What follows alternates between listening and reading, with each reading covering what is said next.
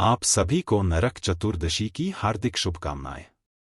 दीपावली पर्व के ठीक एक दिन पहले मनाई जाने वाली नरक चतुर्दशी को छोटी दिवाली, चौदस और काली चौदस भी कहा जाता है। ऐसी मान्यता है कि कार्तिक कृष्ण चतुर्दशी की विधि विधान से पूजा करने वाले व्यक्ति को सभी पापों से मुक्ति मिल जाती है। इस दिन शाम को दीपदान करने की प्रथा है, जिसे यमराज जी के लिए किया जाता है। हालांकि धनतेरस को भी यम दीपक जलाया जाता है। यह दिन मृत्यु, मोक्ष और नकारात्मक शक्तियों से मुक्ति से भी जुड़ा है। यह दिन नरक के कष्टों से मुक्ति पाने का प्रतीक है। नरक चतुर्दशी की पौराणिक कथा नरकासुर के वध और 16,000 कन्याओं की मुक्ति से जुड़ी है। वैसे तो पुराणों में नरक चतुर्दशी से जुड़ी हुई बहुत सारी कथाएं हैं, लेकिन उनमें से एक बहुत ही प्रचलित और पौराणिक कथा आज आपको सुनाते हैं। आप सभी ध्यानपूर्वक इस कथा को पूरा अवश्य सुनिए। नरकासुर नामक एक महान पराक्रमी राक्षस था जो भूमि से उत्पन्न हुआ था। उसने देवराज इंद्र और संपूर्ण देवताओं को युद्ध में हराकर देव माता आदित्य के 2 तेजस्वी कुंडल छीन लिए थे। साथ ही देवताओं के तरह तरह के रत्न, इंद्र का ऐरावत हाथी, उच्चश्रवा घोड़ा, कुबेर के मणि माणिक्य आदि और पद्मनिधि नामक शंख भी ले लिए थे। वह आकाश में विचरण करने वाला था और आकाश में ही नगर बनाकर उसके भीतर निवास करता था। एक दिन संपूर्ण देवता उसके भय से पीड़ित होकर शचीपति इंद्र को आगे करके अन्यास महान कर्म करने वाले भगवान श्री कृष्ण की शरण में गए। श्री कृष्ण ने नरकासुर की सारी चेष्टा सुनकर देवताओं को अभयदान दिया और विनीतानंदन गरुड़ का स्मरण किया। सर्वदेव वंदित महाबली गरुड़ उसी समय भगवान के सामने हाथ जोड़कर उपस्थित हो गए। भगवान सत्यभामा के साथ गरुड़ पर सवार हुए और मुनियों द्वारा अपनी स्तुति सुनते हुए उस राक्षस के नगर में गए। जैसे आकाश में सूर्य का मंडल देदीप्यमान होता है, उसी प्रकार उसका नगर भी उद्भास हो रहा था। उसमें दिव्य आभूषण धारण किए हुए बहुत से राक्षस निवास कर रहे थे। वह नगर देवताओं के लिए भी दुर्गम था। जैसे सूर्य अंधकार को नष्ट कर देता है, उसी प्रकार भगवान ने वहां पहुंचकर अंधकार का नाश किया। आवरण कट जाने पर समस्त राक्षस शोल उठाए सैकड़ों और हजारों के झुंड बनाकर युद्ध करने के लिए चल पड़े। विजय की इच्छा रखने वाले निशाचर, तोमर, भीपाली और पत्तिस आदि अस्त्र शस्त्रों से भगवान श्री कृष्ण पर प्रहार करने लगे। तब भगवान श्री कृष्ण ने शारंग धनुष लेकर उनके दिव्य अस्त्र शस्त्रों को काट डाला और अग्नि के समान तेजस्वी बाणों से उन सब का संहार आरंभ किया। इस प्रकार समस्त राक्षस मारे जाकर पृथ्वी पर गिर पड़े। संपूर्ण दानवों का वध करके कमल नयन भगवान पुरुषोत्तम ने 5 गण्य नामक शंख बजाया। शंखनाद सुनकर पराक्रमी दैत्य नरकासुर दिव्य रथ पर आरूढ़ होकर भगवान से युद्ध करने के लिए आया। उन दोनों में अत्यंत भयंकर घमासान युद्ध हुआ जो रोंगटे खड़े कर देने वाला था। वे दोनों बरसते हुए मेघों की तरह हजारों बाणों की जड़ी लगा रहे थे। इसी बीच में भगवान वासुदेव ने अर्ध चंद्राकार बाण से उस राक्षस का धनुष काट दिया और उसकी छाती पर महान दिव्यास्त्र का प्रहार किया। हृदय विदीर्ण होने के कारण वह महान असुर पृथ्वी पर गिर पड़ा। तब भूमि की प्रार्थना से भगवान श्री कृष्ण उस राक्षस के समीप गए और बोले, तुम कोई वर मांगो। यह सुनकर राक्षस ने गरुड़ पर बैठे हुए भगवान श्री कृष्ण से कहा, संपूर्ण भूतों के स्वामी श्री कृष्ण, मुझे वरदान की कोई आवश्यकता नहीं। फिर भी दूसरे लोगों के हित के लिए मैं आपसे एक उत्तम वर मांगता हूं। जो मनुष्य मेरी मृत्यु के दिन मांगलिक स्नान करे, उन्हें कभी नरक की प्राप्ति ना हो। एवं कहकर भगवान ने उसे वह वर दे दिया। नरकासुर ने ब्रह्मा और शिव आदि देवताओं द्वारा पूजित वज्र और वैधूर्य मणि से बने हुए नुपुर से सुशोभित और शरद काल के खिले हुए कमल के समान कोमल भगवत चरणों का दर्शन करते हुए अपने प्राणों का परित्याग किया और श्रीहरि का सारू भी प्राप्त कर लिया। इसके बाद देवता और महर्षि आनंद मगन होकर भगवान के ऊपर फूलों की वर्षा और स्तुति करने लगे। कमल नयन भगवान श्री कृष्ण ने नरकासुर के नगर में प्रवेश किया और बलपूर्वक जो देवताओं का धन लूट लिया था वह सब उन्हें वापस कर दिया। देव माता आदित्य के दोनों कुंडल, उच्चश्रवा घोड़ा, ऐरावत हाथी और दीप्तिमान मणिमय पर्वत, ये सारी वस्तुएं भगवान ने इंद्र को दे दी। बलवान नरकासुर ने समस्त राजाओं को जीतकर सभी राष्ट्रों से जो 16,000 कन्याओं का अपहरण किया था, वे सब उसकी अंतपुर में कैद थी। सैकड़ों कामदेव की शोभा को तिरस्कृत करने वाले महापराक्रमी श्री कृष्ण को देखकर उन सब ने उन्हें अपना पति बना लिया। तब अनंत रूप धारण करने वाले भगवान गोविंद ने एक ही लगन में उन सबका पानी ग्रहण किया। नरकासुर के सभी पुत्र पृथ्वी देवी को आगे करके भगवान गोविंद की शरण में गए। तब दयानिधि भगवान ने उन सब की रक्षा की और पृथ्वी के वचनों का आदर करते हुए उन्हें नरकासुर के राज्य पर स्थापित कर दिया। भगवान के प्रति भक्ति की कहानियां तो आप सभी ने बहुत सुनी होंगी और आप सभी यह भी जानते होंगे कि दो तरह के लोग होते हैं। एक वह जो भगवान में अटूट श्रद्धा और अटूट विश्वास रखते हैं और भगवान को मानते हैं। दूसरे वे लोग जो भगवान में ना तो आस्था रखते हैं और ना ही यह स्वीकार करने को तैयार होते हैं कि भगवान है। यानी कि दो तरह के लोग होते हैं, आस्तिक जो भगवान को मानते हैं और नास्तिक जो भगवान को बिल्कुल भी नहीं मानते। अब भगवान के प्रति जिस जिसके मन में भक्ति होती है, भगवान तो अपने ऐसे भक्तों की हमेशा सुनते हैं। हाँ, यह बात जरूर है कि कभी कभी भगवान कुछ देर से सुनते हैं, लेकिन सुनते जरूर हैं। और देर से सुनने के पीछे भी कारण यही होता है कि सभी को अपने अपने जो भी कर्म हैं, चाहे वह इस जन्म के हों या पूर्व जन्म के, जरूर भोगतने होते हैं।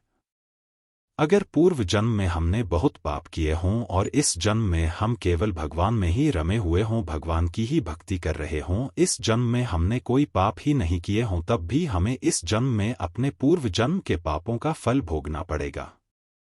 और भगवान भी जब तक हमारे पाप पुण्य का हिसाब बराबर नहीं हो जाता, तब तक अपनी कृपा करते ही नहीं है। ऐसे ही एक कहानी है एक बूढ़े बाबा की। ये बूढ़े बाबा अपने पूरे जीवन भर सिर्फ राम नाम जपते रहे और भगवान की भक्ति करते रहे। अब वे बूढ़े हो चुके थे। सिर्फ बूढ़े नहीं हुए थे, बल्कि इतने कमजोर हो चुके थे कि अब वह बिना किसी की सहायता के अपनी जगह से हिलडुल भी नहीं सकते थे, उठ भी नहीं सकते थे। ऐसी स्थिति में भी उन्होंने अपने मुंह से राम नाम को अपने से अलग नहीं होने दिया। कष्ट चाहे कितना भी था, बुढ़ापा उन्हें चाहे कितना भी सता रहा था, लेकिन उनके मन में राम नाम और हृदय में भक्ति बराबर जगी हुई थी। सारा दिन बिस्तर पर पड़े पड़े वह बूढ़े बाबा बस राम नाम जपते रहते, और राम नाम लेने के कारण उन्हें अपनी तकलीफों को बर्दाश्त करने की शक्ति भी मिल रही थी। वह बूढ़े बाबा इतने कमजोर हो गए थे, इतने निशक्त हो गए थे कि अपने नित्य कर्म भी वे अकेले उठकर नहीं कर सकते थे। उनके परिवार में उनके 2 बेटे भी थे, तो वे ही उनके नित्य कर्म करने में उनकी सहायता किया करते थे। जब बीमारी के कारण बूढ़े बाबा बिस्तर पर लेट गए, तब शुरुआत में उनके बेटे बिना कुछ कहे खुद ही अपने बूढ़े पिता की सहायता कर दिया करते थे। फिर धीरे धीरे यह हुआ कि जब उनके पिता उन्हें आवाज लगाकर बुलाते, तब वे आते। धीरे धीरे यह होने लगा कि कई आवाजें लगाने के बाद वे उनकी सहायता करने के लिए आते।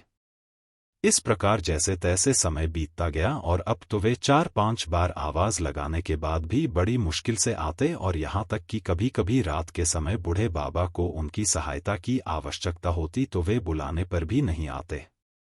अब हालात ऐसे हो चले थे कि अक्सर बूढ़े बाबा अपना बिस्तर ही गंदा कर दिया करते थे। यह बुढ़ापा कुछ ऐसा ही होता है, कभी कभी इस बुढ़ापे के कारण ऐसे दिन देखने पड़ते हैं जो शायद कभी किसी ने सोचा भी नहीं होगा। बूढ़े बाबा असहाय हो चुके थे, सिर्फ अपने बेटों और अपने भगवान के भरोसे बिस्तर पर पड़े हुए थे। आवाज लगाते लगाते बूढ़े बाबा का गला सूख जाया करता, और जब तक उनके बेटों से उन्हें सहायता नहीं मिलती, तब तक वे ऐसे ही गंदे बिस्तर में पड़े रहते। बुढ़ापा और कमजोरी बढ़ती जा रही थी। बूढ़े बाबा की नजरें भी अब कमजोर हो चुकी थी। इतनी बदहाली में भी बूढ़े बाबा ने अगर किसी का साथ नहीं छोड़ा था तो वह था राम नाम का जाप। मन में और होठों पर हर समय सिर्फ राम नाम बसा रहता था। एक दिन की बात है, बूढ़े बाबा को शौच जाना था।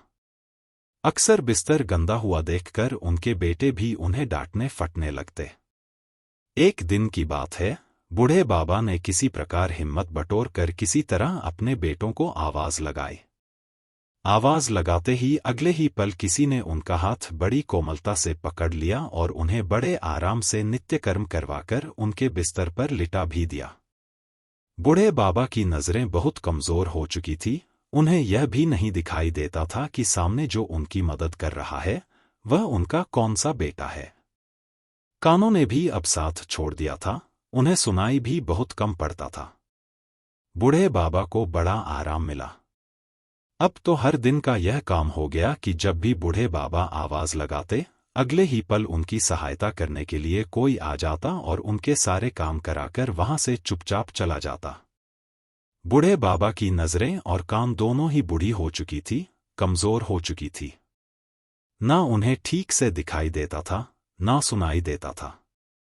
लेकिन बूढ़े बाबा इतना सब कुछ होने के बाद भी इतना तो समझ रहे थे कि एक बार आवाज लगाने पर ही आने वाला उनका कोई बेटा तो नहीं हो सकता और ना ही यह स्पर्श उनके बेटों का था। आखिरकार यह था कौन? फिर एक दिन जब बूढ़े बाबा ने अपने नित्यकर्म करने के लिए अपने बेटों से सहायता मांगी, तो अगले पल फिर से वही मुलायम हाथों वाला स्पर्श उन्हें महसूस हुआ। सारा काम खत्म करने के बाद बूढ़े बाबा ने आखिरकार उस व्यक्ति का हाथ पकड़ लिया और उससे पूछा, बताओ तुम हो कौन? आज मुझे सच सच बताओ तुम कौन हो? क्यों मेरी सहायता करते हो? तुम मेरे बेटे तो नहीं हो सकते। बूढ़े बाबा के सवाल के साथ ही अचानक उनके कमरे में बहुत तेज रोशनी हुई और प्रभु ने अपने दिव्य अवतार में वहां बूढ़े बाबा को दर्शन दिए।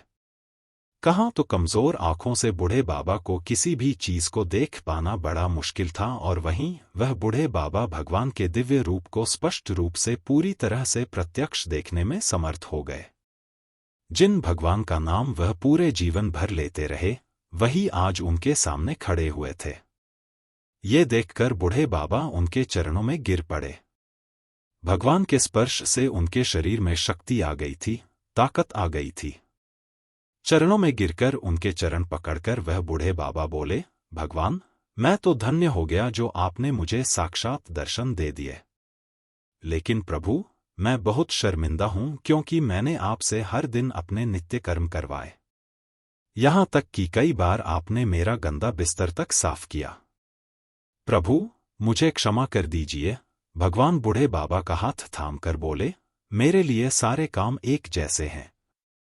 अगर वह काम मुझे अपने भक्तों के लिए करने पड़े, तो मुझे यह काम करने में बड़ी खुशी मिलती है। बूढ़े बाबा ने हाथ जोड़कर भगवान से कहा, प्रभु, आप यह सब करने के बजाय मुझे मुक्त क्यों नहीं कर देते? ना आपको रोज रोज मुझे नित्य कर्म करवाने के लिए आना पड़ेगा और ना ही मैं इस तरह लाचार, बेबस सभी स्तर पर पड़ा रहूंगा। प्रभु, क्या आपके दर्शन मात्र से मेरी मुक्ति संभव नहीं है? तब भगवान बोले, यह सब प्रारब्ध के कारण है। तुम्हारा प्रारब्ध बहुत कठिन है। तुमने पूर्व जन्म में ऐसे ऐसे कर्म किए हैं जिसके कारण इस जन्म में इतनी जल्दी उनसे मुक्त हो पाना संभव नहीं है। अगर तुम्हारे पूर्व जन्म में पुण्य अधिक होते तो मेरे दर्शन मात्र से आज तुम मुक्त हो जाते। मैं चाहूं तो तुम्हें अभी अभी मुक्त कर सकता हूं, लेकिन फिर होगा यह कि अगले जन्म में तुम्हें फिर से प्रारब्ध भोगने के लिए आना पड़ेगा। इसलिए मैं तुम्हें खुद तुम्हारे पूर्व जन्म के सभी पापों से मुक्त करवाने के लिए इस समय सहायता कर रहा हूं। ऐसा कहकर भगवान वही अंतर ध्यान हो गए। फिर कुछ महीने इसी प्रकार तकलीफें झेलने के बाद आखिरकार उन बूढ़े बाबा को मुक्ति मिल गई। दोस्तों, आज की यह कहानी हमें यही सिखाती है कि भगवान अपनी भक्ति और श्रद्धा रखने वाले भक्तों को कभी अकेला नहीं छोड़ते। चाहे हमारे जीवन में कितनी भी कठिनाइयां और परेशानियां क्यों ना आए, सच्चे मन से किए गए भजन और ईश्वर में अटूट विश्वास हमें हर संकट से उबार सकते हैं। बूढ़े बाबा की तरह यदि हम अपने हृदय में भगवान का नाम रखते हैं, उनकी भक्ति करते हैं, तो भगवान अपने दिव्य रूप में हमारी सहायता अवश्य करते हैं। इस कहानी से हमें यह भी समझ में आता है कि कभी-कभी ईश्वर की कृपा तुरंत दिखाई नहीं देती, लेकिन उनका आशीर्वाद हमेशा हमारे साथ होता है। भगवान समय आने पर स्वयं हमारे जीवन में हस्तक्षेप करते हैं और हमें मुक्ति और सुख का मार्ग दिखाते हैं। तो आज से अपने जीवन में विश्वास और भक्ति को मजबूत करें, चाहे परिस्थितियां कितनी भी कठिन क्यों न हो। याद रखिए, भगवान उन सभी की मदद करते हैं जो सच्चे मन से उनके प्रति समर्पित हैं। अगर आपको यह कहानी पसंद आई हो तो इसे अपने परिवार और मित्रों के साथ साझा जरूर कीजिए। साथ ही चैनल को सब्सक्राइब करें और बेल आइकन दबाना न भूलें ताकि आपको ऐसे और प्रेरक कथाएं मिलती रहें। जय श्री कृष्ण। भगवान की कृपा हम सभी पर बनी रहे।